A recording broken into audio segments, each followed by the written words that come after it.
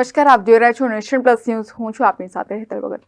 છોટાઉદેપુરના Bodeli police station વિસ્તારના ભોરદા ગામે canal પાસે એલસીબીએ મોટી કાર્યવાહી કરી છે.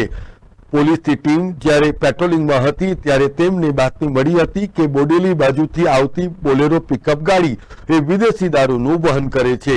એટલું જ નહીં, પરંતુ ગાડીની આગળ બાઇક ઉપર બે ઇસમો પાઇલોટિંગ કરી રહ્યા હોવાની પણ સચોટ બાતમીને આધારે પોલીસે વિક્રમ રાઠવા અને ધર્મેશ રાઠવાને બાઇક ઉપરથી ઝડપી પાડ્યા છે.